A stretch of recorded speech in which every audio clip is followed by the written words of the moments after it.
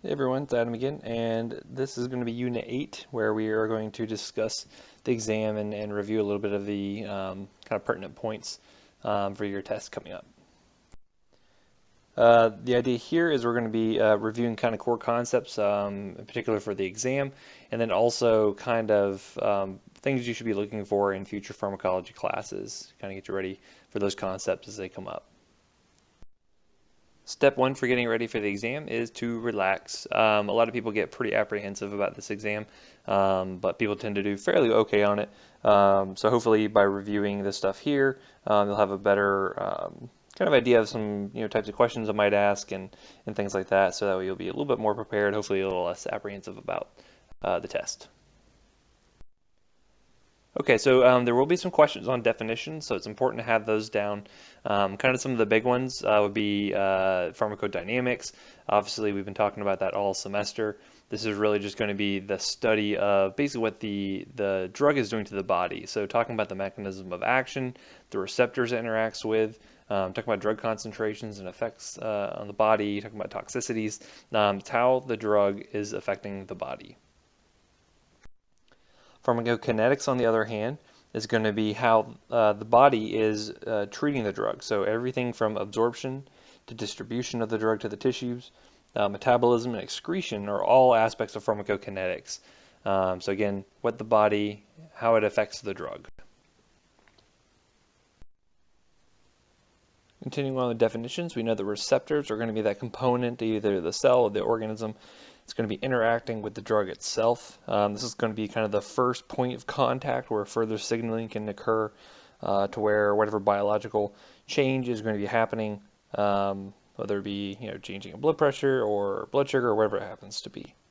Keep in mind that the number and the type of receptors can change depending on what type of tissue you're on or type of pressure the drugs themselves are placing on the receptors. So you can have things like upregulation, downregulation of receptors, depending on what's happening with those interactions.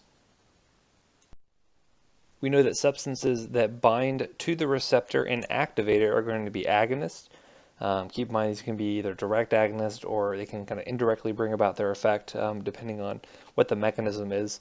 A good example of that would be like a selective serotonin reuptake inhibitor, where when their main mechanisms that they're increasing the amount of serotonins in the synapse, but it's doing that by actually blocking the reuptake of the serotonin versus causing more to be released necessarily. So again, that can be more of an indirect effect in some cases. But a good example of a direct agonist would be albuterol. It's a beta agonist, so we know it's going to be activating and turning on those beta receptors. Now, how tightly a drug or molecule binds to these receptors is going to be the affinity of the molecule. So you can have things with low affinity or high affinity, and it could be an antagonist, an agonist, partial agonist, whatever it happens to be, but they'll all have some degree of affinity for that receptor. Moving on, we also then have potency. So this is going to be the amount of drug necessary to elicit a given response. So we can have things that have very high affinity, that binds very tightly to receptors that ends up having a higher potency, which means you can have a smaller effective dose in order to elicit that response. So our example here is morphine versus fentanyl. Both are opioid analgesics that are binding to mu opioid receptors, but we see here that morphine is dosed in milligrams versus fentanyl being dosed in micrograms. So you would say that fentanyl is going to be the more potent of the two because it is able to elicit the same response with a much lower dose. We also have the efficacy of the drug, so this is the ability to produce that maximally desired response. So again, potency and efficacy are separate items. Potency really having to do more with how the affinity is for that molecule to the receptor, whereas efficacy is how much it's able to activate those receptors and elicit that response. So if you had something like, say, fentanyl versus tramadol, tramadol also being an opioid analgesic, it doesn't really activate the receptors to the same degree that fentanyl does, so you end up having fentanyl being more an effective drug at relieving pain than tramadol is. And again, clinically, efficacy is going to be much more important than potency in determining how useful the drug is going to be, because again, we can change our dose to make up for the potency of the drug, whereas we can't really make up for efficacy because that's just how well it's going to be activating those receptors. So you can have items that have equipotent doses. So again, this would be doses of two or more items that would elicit the same response. So again, you can have two drugs that, say you have 100 milligrams of drug A versus 10 milligrams of drug B, but as long as they elicit that same response, that would be an equipotent dose of those two drugs. And again, just showing here our curves, looking at our full agonist versus a partial agonist. Keep in mind here, up when we get to this kind of plateauing effect here, is that this is when we have this maximal amount of receptors being saturated by the drug. Here we just end up seeing a full agonist is going to have a higher efficacy or higher response because it's able to turn on and activate those receptors to a much more full extent than the partial agonist is going to. So even though I keep increasing my concentration of the partial agonist, I'm never going to get above this plateau because all the receptors are bound up and they're only being activated a certain percentage versus a full agonist. This would be the situation in which you have an agonist by itself combined with a competitive antagonist. Now keep in mind, antagonists are going to be those molecules that are sitting on the receptor but don't actually activate it. It actually doesn't do anything. So by doing that, by having a competitive antagonist, and keep in mind that when looking at the affinity for different molecules to the receptors, that there's kind of a numbers game going on to where if I have an agonist by itself, it's free to go ahead and activate those receptors kind of unhindered. But if I add a competitive antagonist, then at that point you start to have kind of this competition going on to where as I ramp up the concentration of the antagonist, you're going to be seeing that you're going to have a lower and lower effect from the agonist by itself because of the fact that I have a higher percentage of those receptors from the competitive antagonist being bound up. Right, so as I increase concentration of the antagonists, they're binding up more receptors, thus limiting the maximum amount of response that I can expect to see from the agonist by itself. Another good example would be some of our opioid analgesics. We can see here we have buprenorphine, which is a partial agonist. Again, at a certain point, you're going to be hitting a plateau to where even though I have all the receptors being bound up, I'm not going to get any more of a response out of the drug. I have a full agonist like methadone, which notice here that you get pretty high efficacy. We haven't even hit that plateauing effect yet because again, as we increase our dose, we're going to be getting more efficacy, but at a certain point, you're going to be getting more toxicity at the same time, right? And then we have naloxone, which is our antagonist. Again, here we're going to have a high enough concentration of the antagonist, I'm going to be able to block out all effect from the agonist. Now I can combat that. I could increase the concentration of my agonist in order to kick more of the antagonist off the receptors. But again, most of the time, by the time you're giving an antagonist, you're trying to reverse the effects of the agonist. So again, it's all a matter of dose, and they're competing for the same receptor sites, right? So increasing the antagonist effect or the antagonist concentration is going to lower the maximal effect that I can get out of those agonists. Now, when you have a molecule that is activating receptors for a chronic basis over a long period of time, you're going to be seeing receptor downregulation, right? So this is when the receptors are going to start to decrease in number to deal with the kind of increased activation of those receptors. It's a homeostatic function. We see the exact opposite happen as well when you put on antagonist. When you put a competitive antagonist on those receptors, you end up seeing upregulation to allow the receptors to become more sensitive to be activated by things like endogenous ligands or whatever it happens to be. But again, when you have downregulation, you end up having fewer receptors, thus a diminished drug effect. When you have upregulation, you end up having a more dramatic drug effect. Bioavailability is going to be the amount or the percentage of the drug that is absorbed through a given route, and really that's going to be varying depending on the route of absorption. So we'll see some routes are going to give us 100% absorption, some will give us some percentage of that. Depending on the drug, you may have certain routes which have a 0% bioavailability just due to things like liver metabolism and things like that. And so when giving something via the oral route, when it gets absorbed from the GI tract and hits the liver, the amount of drug that's being metabolized there by the liver is called the first pass effect. Again, some drugs this may be a very minimal amount, some drugs this may be a very large amount, which may make oral dosing impossible. Looking at our various routes of administration, you can see that the bioavailability can range pretty greatly depending on which one we're looking at. Obviously, with intravenous administration, you're going to have 100% bioavailability because you're putting it directly into the bloodstream. and this typically has one of the more rapid onsets of action. Certainly subcutaneous, intramuscular, you should be getting pretty good absorption, but you're kind of limited by the amount of volume that you can inject potentially. It tends to be a little bit more painful than some of your other routes. Obviously, oral is going to be the most convenient, is going to be the most common route that we're going to be seeing here. And again, depending on the drug, the bioavailability can range pretty greatly. Some of them you'll have 0 absorption, some of them you're going to have 100% absorption. And then you also have to contend with the first pass effect as well, which you can bypass by giving something via, say the IV route, or you can give it via rectally, you can give it by the transdermal route. All those are different ways to bypass the first pass effect. In regards to new drug development, remember that there are different phases of drug testing. And remember the populations that we're going to be dealing with in those different phases. So again, we end up having initial studies where the drug companies will come up with a candidate molecule. They will submit to get an investigational new drug application from the FDA, and then we can start our studies, right? So phase 1, the population we're going to be testing, and again, this is going to be the smallest study group, is going to be for healthy patients, right? We're going to be giving it to volunteers to find out, is it safe? We're going to be looking at kinetics. And then as we move on to phase 2, that's where we're going to start to increase our numbers, and we're going to put it into patients who have the desired disease state. Again, so if you're doing a new antihypertensive, in phase 1, you're going to be doing on people with normal blood pressure. And then in phase 2, you're going to be starting to give it to people with high blood pressure. And then 3, you're going to be doing it in patients with a disease state, but just in a larger number. So maybe here in the thousands versus maybe in the hundreds in phase 2. And then finally, once the drug gets approved and to go to market by the FDA, then you have the phase 4 post-marketing surveillance studies, where basically anyone taking the medication at that point is a test subject, so to speak. And so we'll have things like adverse drug reaction reporting and things like that, because you really can't get the full safety profile of a drug in these first 3 phases, because you're not giving it to millions of people.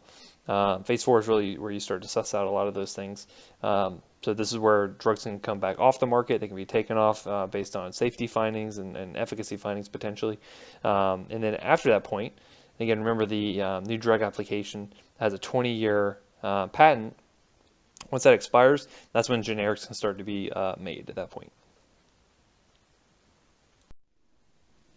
We have 5 basic mechanisms for transmembrane signaling to occur by. You can have just diffusion through the membrane where the molecule is sufficiently lipophilic where it can pass through the membrane and activate whatever intracellular receptor that is designated for. You can have some drugs which actually bind to the outside domain of the receptor and will directly trigger an enzyme effect to occur. Right, so basically the inside of the cell membrane will have the enzyme portion of it, which will cause whatever change it's trying to do.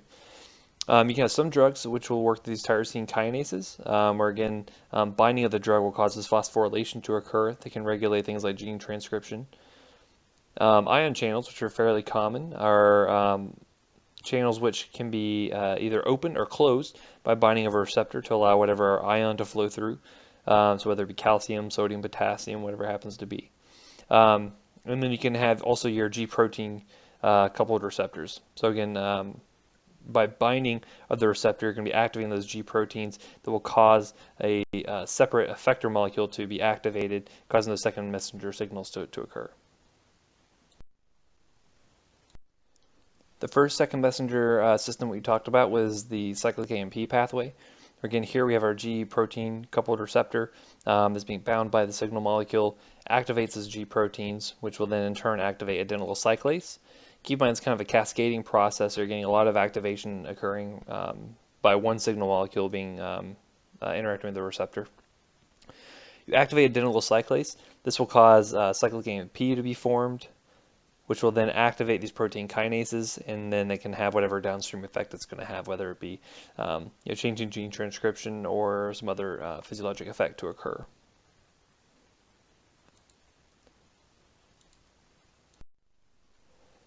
Another second messenger system we talked about that's important is going to be CGMP, or cyclic guanosine monophosphate. Again, when you have say something like nitric oxide that can come and interact with these endothelial cells. This is going to cause guanylate cyclase to be activated. It's going to turn GTP into cyclic GMP. And again, this is going to be available to, similar to the cyclic AMP, to cause whatever downstream effects it's going to have. So again, things like CGMP are really important for things like vasodilation or smooth muscle contraction, especially like in the endothelial cells, the blood vessels, and places like that. And then the second messenger system we talked about was the phospholipase C. Again, a lot of these are going to be G protein coupled. Once this gets activated, the signal molecule activates the G protein. You're going to see this phospholipase C come and interact with this phosphoinositol 4,5-bisphosphonate. That is going to cleave this in half to where you're going to have this diacylglycerol and this inositol triphosphate, that's IP3.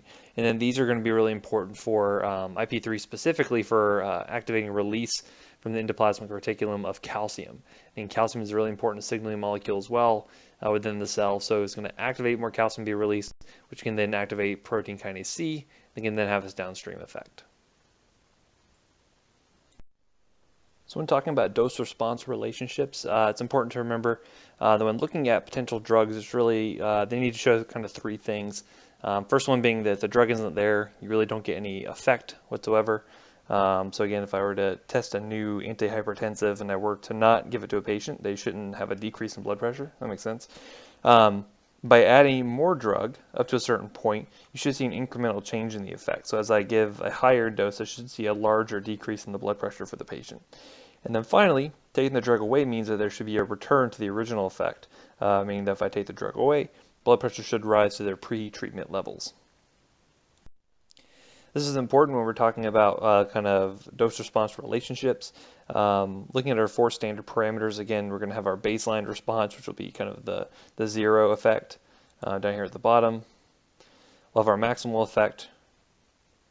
And then we'll have our slope of the curve, which is important for determining how big of a change in response we're going to get based on changing the changes in dose. It could be either very steep or very shallow. And then you have the ED50, where basically this is where you're getting half maximal response for a given concentration. Should be in between the Tmax, or the max effect and the minimum effect, and really is going to help us to determine potency because we can compare this between various drugs. Again, when looking at these curves, it's important to remember that how far to the left or the right the ED50 is going to determine how potent the drug is. So things further on the left side are going to be more potent versus things that have an ED50 that are farther right along this log of the dose concentration. And then the efficacy, again, is going to be determined by the kind of the maximal effect that you can get. So when looking at these 4 drugs, you can tell that which ones is most potent and also which ones are most effective. So again, if you were to look at this, the most potent drug is going to be drug A, because again here the ED50 is furthest to the left. You would see that drug D is going to be the least potent drug. And then in terms of efficacy, when you're looking at this, you can also see that drug A and C are equally effective. So that at a given dose, if you were to find equal potent doses, they could both achieve the same max effect. B would be kind of second, and then D would be your third place as far as like max efficacy that you can get. Now we can also compare toxicity curves and also lethality curves, and this is going to be important when we're looking at our therapeutic indexes. So again, having our efficacy curve here, you generally want this to be on the far left, with the toxicity curve being a little bit further right, and then the lethal effect hopefully is pretty far away over here on the right side. And again, by comparing these ratios, you get that therapeutic index to tell us just how safe a drug is in relation to maybe other medications. When talking about aqueous diffusion of molecules through a lipid bilayer, Fick's law is really important here.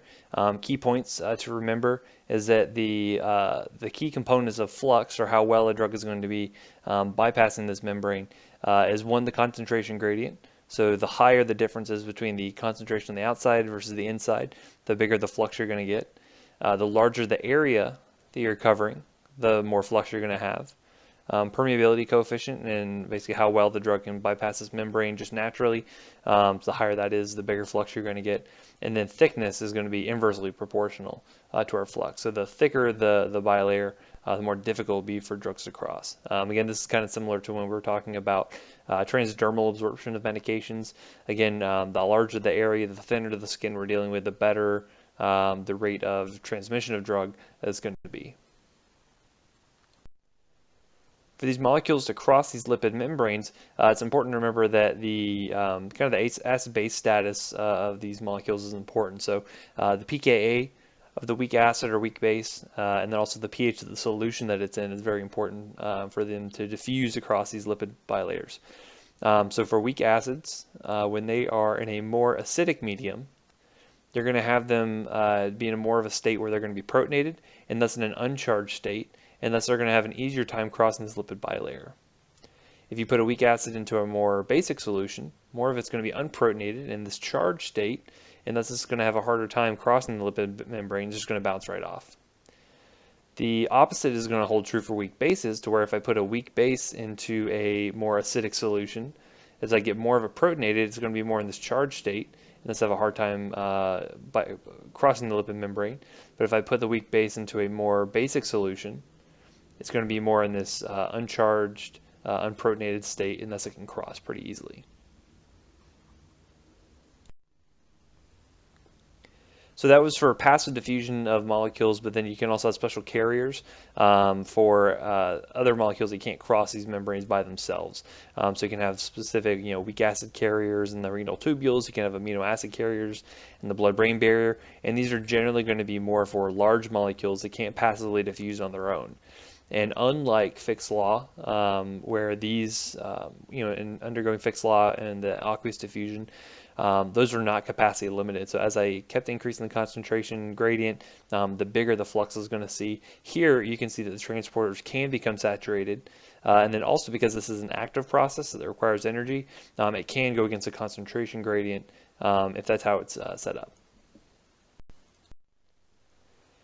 And then other ways for drug molecules to get into and out of a cell would be endo and exocytosis. Again, exocytosis is where molecules will be kind of sequestered into a vesicle and then released to the extracellular fluid, whereas endocytosis is going to be more of taking the molecules into a vesicle and then incorporating it into the cell.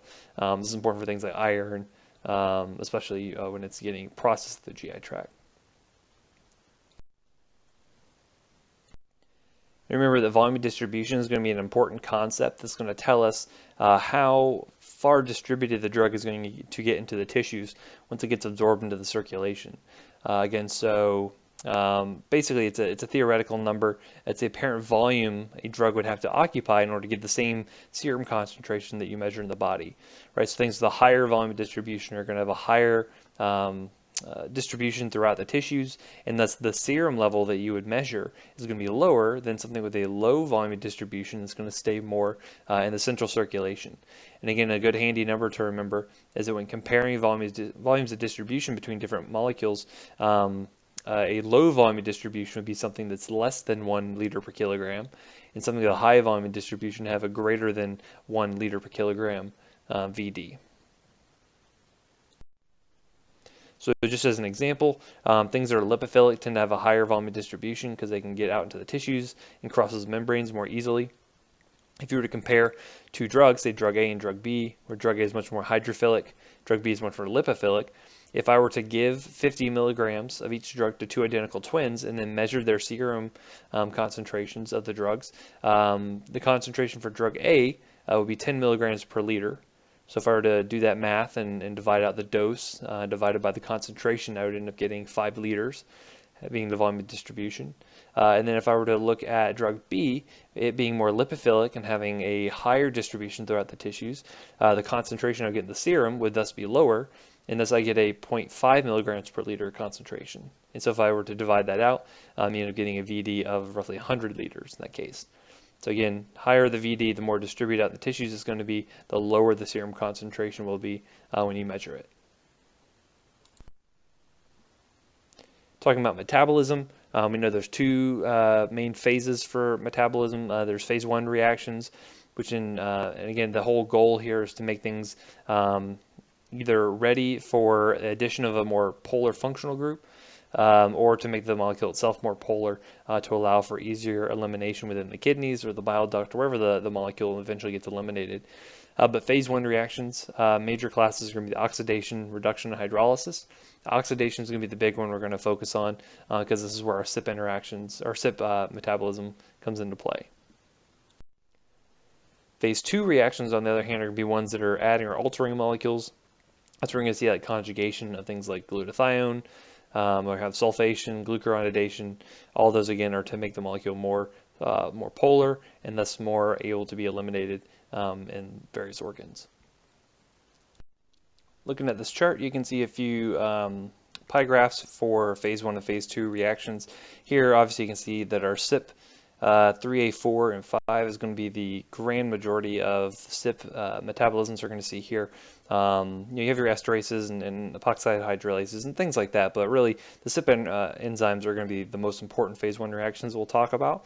And again, because these are responsible for so many drug interactions that we'll see, these are really important to focus on the big ones. So 3A4 is a big one to remember, 2D6, 2C9, things like that. And then you have your phase 2 reactions down here as well, which has a little bit more equal spread between them. When talking about elimination or excretion of medications, especially in the kidneys, it's important to remember that the protonation the molecules is going to be important as well to determining how well the molecule either gets reabsorbed or eliminated. So things that are in a more charged state, so for things like weak acids, if you're putting it into a more basic solution in the kidneys, they are going to be more charged and thus less likely to be reabsorbed into the body, and this will have a faster elimination. So putting weak acids and alkalizing the urine makes it easier for those to be eliminated, and vice versa with weak bases. When discussing drug elimination, especially from the kidneys, creatinine clearance is very, very important because it gives us an idea of how well the kidneys are functioning. And Cockcroft-Gault equation is a more common way to calculate creatinine clearance. Again, there's different calculations you can use for those in the extremes of age, especially pediatrics has their own calculation for creatinine clearance, and then also the very elderly patients will have a different calculation. But keep in mind the things that this is taking into account. So we'll be looking at age, the weight of the patient, and also the serum creatinine obviously is going to be very important for this. For women, since they typically have less muscle mass than men do for a given weight, you'd multiply the whole number that you get from the calculation by 0.85 to get the female creatinine clearance. Keep in mind that people who are not producing a normal amount of creatinine may have overestimated creatinine clearances based on this. So, for example, if I had someone who was an amputee, so they had below the knee amputation, that's a lot of muscle there that's not there to produce creatinine anymore. And so because of that, the serum creatinine would be lower, and thus you would overestimate your creatinine clearance and think that their kidneys are functioning better than they actually are. So important consideration to remember there.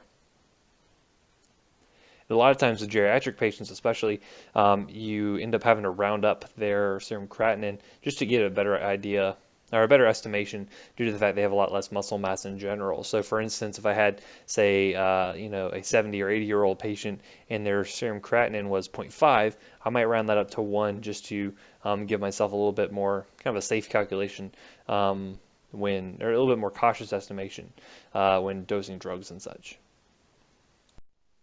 In talking about clearance of drugs, remember that there's kind of two main ways for elimination to occur. There's first order elimination and then zero order elimination. So remember that first order elimination, most drugs are going to follow this, and as you have metabolism occurring in elimination, you'll see that a constant percentage of drug per unit of time is being eliminated. So say every 4 hours you'd have 50% of the drug being eliminated, and then the next 4 hours you have another 50%, another 50%. So the amount of drug that's being eliminated per unit of time is changing, but the percentage is always the same. Versus with zero order kinetics, you would see that a constant amount of drug per unit of time is being eliminated. And so this is independent of concentration. So for instance, with ethanol, on average, most people will metabolize 20 milligrams per deciliter per hour. It doesn't matter if their blood alcohol level is 200 or if it's 80. It's always going to be metabolized in the same amount per unit of time on average. So if you were to graph this out and look at the drug clearance, again, zero order, when looking at this, again, amount of drug in the system versus time, you'll see that for zero order kinetics, again, this is going to be a constant amount of drug per time versus first order is going to be a constant percentage of drug per time. And normally when you're looking at drug concentrations, you're going to be looking at the natural log of the concentration. And so this is going to give you a flat line when you're looking at first order kinetics. So looking at these, the elimination of these drugs, this is important for calculating half-life of a drug. And so here, normally you'll be looking at these curves as the log of the concentration versus time, and thus you'll see these first-order kinetics, you'll have a straight line here. And so by using concentrations at two different points, you can end up determining how quickly that drug is being metabolized, right, or how quickly it's being eliminated. So by taking the slope of that line, so again, you're looking at the natural log of the peak over the trough, and then you're dividing it by the change in time. This will give you the elimination constant, or basically the proportion of drugs being metabolized for a given period of time. And then another way you can also calculate that would be looking at the clearance and also the volume distribution. So this relationship makes sense to where if I increase clearance, obviously I'm going to be eliminating more of the drug per unit of time, and my KE is going to go up. Versus if I have something with a higher volume distribution and more of that drug is sitting on the tissues, it's not going to be as readily available to the kidneys to eliminate as it would be if it had a smaller volume distribution. So keep these relationships in mind because it's important when you're talking about things like half-life. And we know that half-life is going to be the amount of time it takes to metabolize 50% of the drug within the body. Again, we need to know what the elimination constant is when trying to determine what the half-life is. And so normally you take the half-life is going to equal this 0.693, which is, it's a constant number, divided by the elimination constant. And that'll give you your half-life, how many ever hours it is, happens to be. And then alternatively, by subbing in clearance and VD, we also know that the half-life is going to be equal to this 0.693 times your volume distribution over clearance. And again, I'm not going to ask you to calculate half-life based on these numbers here, but just keep in mind these relationships to where if something has a higher volume distribution, it's going to cause the half-life to go up. If I have a lower clearance, it's also going to cause the half-life to go up, right? And vice versa. So half-life is really important when determining what the steady state concentration of the drug is going to be within the body. Keep in mind, steady state is going to be that point at which the amount of drug I'm putting into the system is going to be equal for a given dosing interval to the amount that's being eliminated. So if you're looking here at this graph, looking at plasma concentrations versus time, if I were to have a continuous infusion of a drug, you would see the level is going to continuously go up, and then at a certain point I'm going to hit a steady state at which you know, the amount of drug I'm being put in is being eliminated at the same time. Now, if I were to change the dose or change how frequently I'm giving this drug, that can affect the steady state concentration. So you can see here, you can have two wildly different dosing regimens still achieve the same average steady state concentration. So for here, with this dark black line, you see I'm giving a bigger dose every 24 hours. It's going to achieve bigger peaks along with bigger troughs because I'm giving it more time for the drug to be eliminated. Or I can keep tighter control around this average steady state level by giving a drug at lower doses, but giving it more frequently. And again, it takes roughly 4 to 5 half-lives to really achieve this steady state. If I check, say, a level earlier than this, you may end up seeing lower levels than what you would expect because it hasn't had time to really reach steady state yet.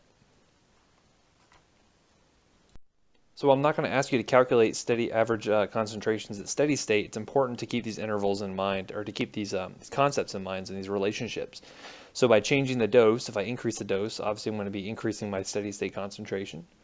If I were to change clearance, it's going to have an inverse effect to where if I decrease the amount of clearance I'm having, I'm going to end up seeing a higher level as well because less drug is being eliminated.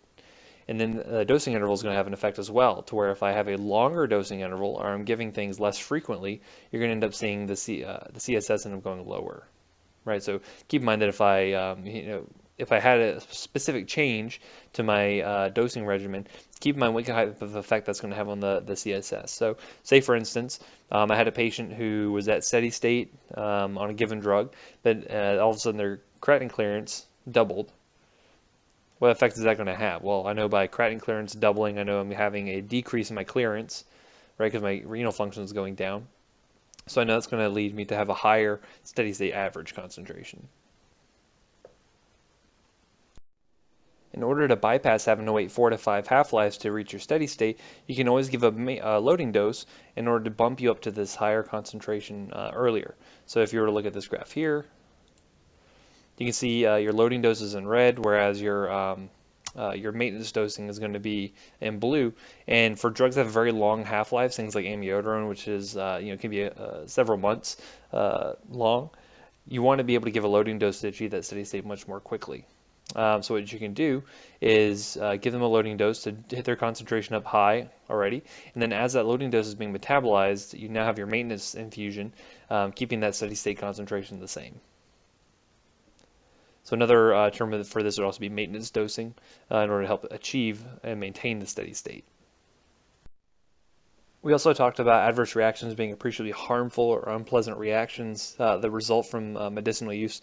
And really, they're usually end up with one of three outcomes: either prevention or specific treatment in order to help treat the adverse reaction.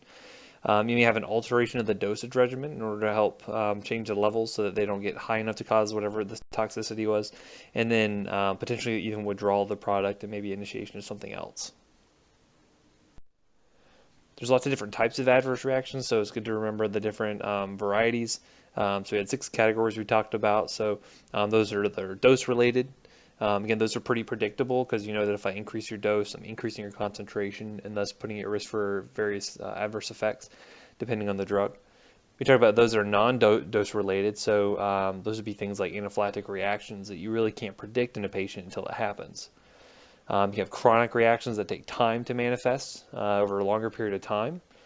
You can have those that are time-related or delayed, to which certain side effects you expect to happen either with the first dose or soon after. Some of them can be pretty delayed for the most part. So think about things like delayed angioedema after receiving like an ACE inhibitor that can occur anytime when a patient's taking the drug, even if they've been tolerating it for years.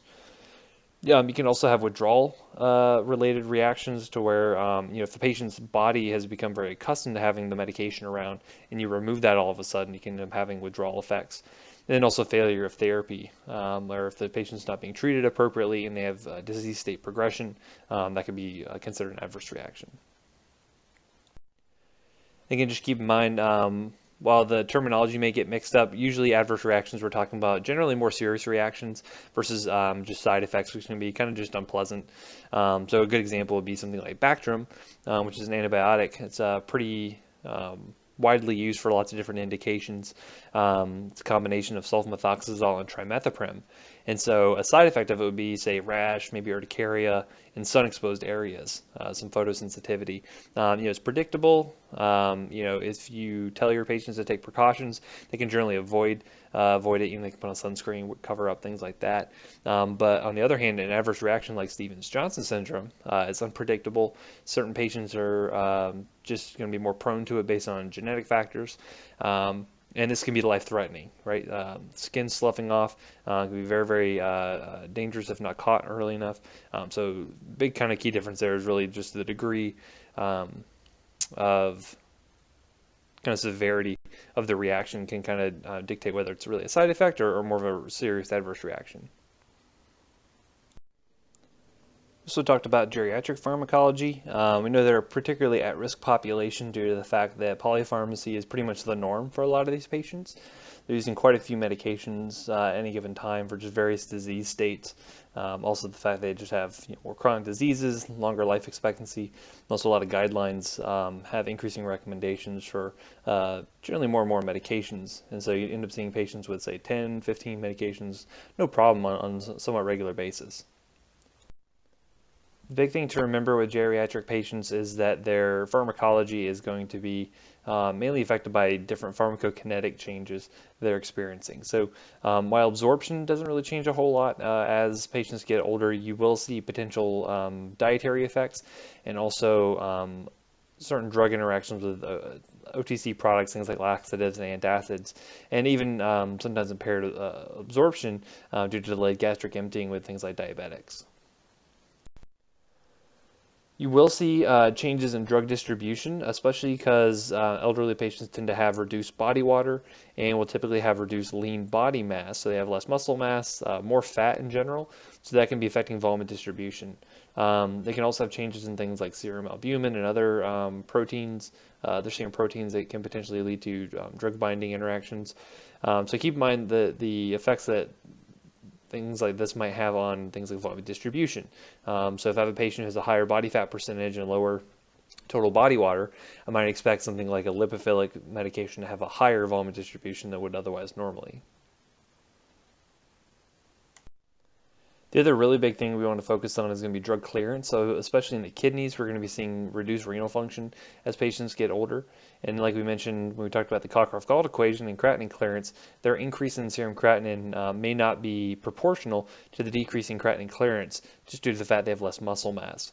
So this change in kidney function is going to lead to prolonged half-life of many medications and increased risk for risk of having toxic concentrations, and really, especially those that can't take care of themselves may have more risk for having dehydration episodes, and they can affect the way medications are cleared as well.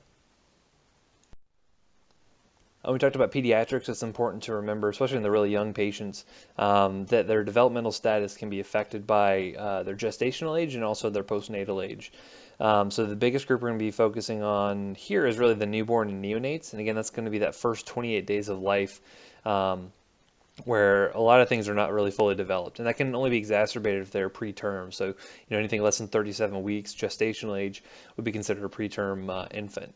And so changes like decreased renal function due to the fact that their nephrons are going to be less well developed and they have a fewer number of them. A lot of their enzyme systems in the livers are not really developed yet, so they won't be able to metabolize many drugs quite as readily. And keep in mind that their distribution of medications is really going to be affected as well. So keep in mind that they have a very high percentage of body water and not a ton of muscle mass, and so hydrophilic medications tend to have a higher volume distribution due to this. So again, for especially things like aminoglycosides, you may see a lot higher volume distribution, and thus, in order to achieve say similar serum concentrations as adults, you may see pediatrics getting a higher milligram per kilogram dose than an adult might. So say something like 4 milligrams per kilogram versus say 1 to 2 for an adult, right? And based on their clearance as well, they may be getting drugs less frequently. So in that same instance of an aminoglycoside, they would be getting a drug, say, a higher dose on a milligram per kilogram basis, but they may only be getting it every 24 hours, every 36 hours, depending on how immature they are at birth. Absorption can also be affected as well in pediatrics, especially since the first couple of days of life, you're going to be seeing their gastric pH is going to be elevated, just due to the fact that they've been really just exposed to a lot of amniotic fluid in the GI tract while in the mom, and then also their gastric acid production is not really kicked up yet. So it can lead to decreased absorption of certain acidic drugs due to this increased pH. One thing to also mention with creatinine clearance in infants and neonates specifically is remember that we oftentimes aren't looking at their serum creatinine to help us calculate a creatinine clearance, generally for the first few weeks of life. Like generally, you're going to be looking at urine output. So 1 ml per kilo per hour is generally considered to be adequate urine output for these little guys. In general, their serum creatinine is going to be relatively elevated, especially during that first week of life, because you're basically measuring the mom's creatinine at that point. Because again, they don't have a ton of muscle mass, so they really shouldn't be producing a whole lot of creatinine on their own anyway. Moving on into therapeutic drug monitoring, we were talking about medications that have different therapeutic ranges. You can have ones that are wide or ones that are narrow, and a lot of that's based on that ratio between either the toxic or the lethal dose 50 divided by that effective dose 50, right? So the bigger that number is, the wider that number is, the more generally safe the medication is going to be, right? And so we can use therapeutic drug monitoring for these medications that have narrow therapeutic indexes to help us target a narrow range in which the drug is very efficacious while trying to avoid most of the toxicities. So here's a good example of medication that has a good wide therapeutic range. Again, here looking at this, you can see that the efficacy curve, you can generally top out and hit this kind of plateau point where most people are responding at a point well before you start to see really the toxic effects start to ramp up, as compared to something with a narrow therapeutic index. Here you can see with this medication that has a narrow therapeutic index, you see here that the efficacy, the toxicity really starts to ramp up even before the toxicity really reaches that maximal effect. So really you're shooting for a range right in here where the chances of having a good efficacious response are good. We have a relatively low chance of having much toxicity. And so these are the drugs we mainly are going to do therapeutic drug monitoring on. So reasons we're going to get drug concentrations are going to include changes in patients' physiological status, so they've had a change in renal function or hepatic function, looking for new interactions that may have occurred, or if we changed our regimen around, that would be another indication to use drug concentrations to make sure that they're in a therapeutic range. Remember, it's important that we get all the necessary information to help us interpret these drug concentrations appropriately. So we need to know that the time the dose was last given in conjunction with when the blood sample is actually taken, know what the actual dosage regimen is or what the patient says they've been taking, and then looking at other concurrent medications. Need to know why we're monitoring in the first place, and then what this desired range is going to be based on the indication that we're using it for. So the steps we're going to use for therapeutic drug monitoring, again, we're going to be, once we have our reason to check the levels, then we're going to go ahead and get our blood sample, make sure it's done at the right time, make sure it's done in the right collection tube, make sure it's done appropriately. We're not drawing lines or drawing levels out of lines that have the drug actually infusing. And then once we have our laboratory measurements done, then we need that communication back of the results. And making sure, again, we're focusing on having the right units so that way everyone's communicating appropriately. You don't want someone to be talking about levels in milligrams per deciliter while everyone else is talking about micrograms per ml. Once we've got our levels back, then we need to look at the clinical picture, right? So just because you have someone who has a level that may be, say, 10% higher than what the therapeutic range would be, if they're clinically stable and they've got no side effects and the drug is being efficacious, why is there a point in changing it? Don't always just treat the number. Make sure to take the patient's actual picture into account as well to make sure we're not changing the levels kind of inappropriately. Once you've kind of figured out what you're going to do, you can optimize the drug treatment, you can modify the dose, change the interval, and then you want to rinse and repeat and do another level once you've kind of achieved steady state again. Again, you don't want to draw levels too early, because you draw them before steady state, then your levels are going to be falsely low and may lead you to increase the dose or shorten your interval before you really need to. We talked about controlled substances, and just remember what the differences are between them, knowing that a Schedule 1 substance has no acceptable medical use, but is highly at risk for physical or psychological dependence, versus a C2, which has the same abuse potential, but has acceptable medical uses. So things like opioid analgesics kind of fall into Schedule 2. Morphine, fentanyl fall into Schedule 2, whereas something like heroin that has no acceptable medical use would fall into Schedule 1. Okay, now to take us into the home stretch, there will be some calculations on the test, but keep in mind they're going to be fairly simple. Most of the stuff can be done in your head, no problem. The one equation I would ask that you remember is going to be this one here. It's going to be C0, or that initial serum concentration, is going to equal dose divided by your volume distribution. That'll get you through all of the problems that we'll talk about here in just a second. So the first example would be a patient takes 500 milligrams of drug A by mouth. We know that 10% of this is going to be eliminated by the first pass effect. So how much does that drug would make it into systemic circulation? Okay, well, you'd expect 90% of that to make it into systemic circulation, so the answer would be 450 milligrams would now be in the bloodstream. Pretty simple, but it'll get more complicated as we go forward. Next one's going to be a patient takes 100 milligrams of drug B. Now, drug B has 100% absorption, and drug B is also 25% protein bound. Now, how much drug is available to exert a pharmacological effect? Okay, so you remember that anything that's being bound up by serum proteins is not available to have a physiological effect. So in this case, 75% of the drug would be unbound, and this would be pharmacologically active. So in this instance, it would be 75 milligrams. That would be the answer here. Moving on, patient is now given 1,000 milligrams of drug C intravenously. What's the bioavailability of drug C? Okay, well, drug C is given intravenously, so we know that's going to be 100%, so 100% there. Now, the initial concentration is 10 milligrams per liter. Now, what is the volume distribution going to be? So the way we'd figure this out is that you'd end up putting your, remember your calculation is going to be C0 equals dose over VD. So we know C0 is 10 milligrams per liter. We know that our D is 1,000. And so just by substituting that out, you can do 1,000 divided by 10 in order to get your volume distribution. And so the answer there would be 100 liters. Okay, so moving on. Next we have a patient who's given 500 milligrams of drug D intravenously.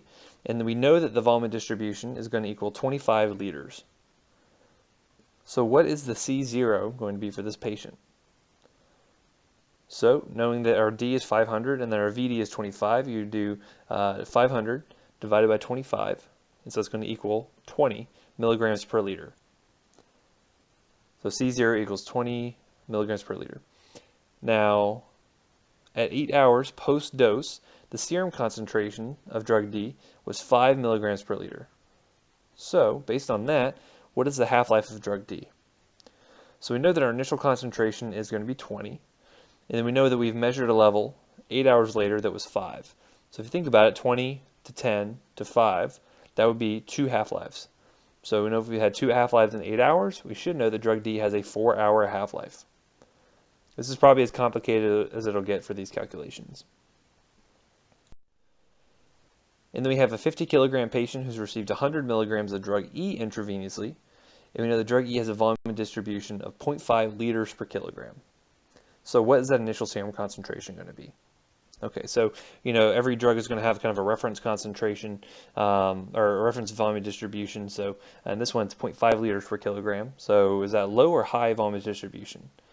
Well, remember we said anything less than 1 liter per kilogram that would be considered to have anything less than 1 is considered to have a low volume distribution. So this is a low volume distribution drug, so we like more of it to be in the central circulation. Because less lipophilic or whatever happens to be. In this case, if we multiply that out, 0.5 liters per kilogram times 50 kilograms, it'll equal out 25 liters. And so then we'll just do the same thing where we know our D is 100. We know that our volume distribution is 25. And so we just do 100 divided by 25, and our initial serum concentration should be 4 milligrams per liter. Okay, so again, we'll have an in-class session, so if you guys have any questions for me, please bring them there, or you can email me in the meantime. Again, thanks for watching all these videos. Sorry I didn't get a chance to meet you guys in person, but this coming semester I'll be there in person for classes, so hopefully we'll get a little bit better interactions. I tend to like in-person classes a little bit better anyway, but hopefully I can keep recording these and posting them online for you guys to continue watching for review purposes. And for anyone that's stuck around this far, I'll give it a little bonus. I'll give you one answer for the test, and that answer is C. Thanks a lot.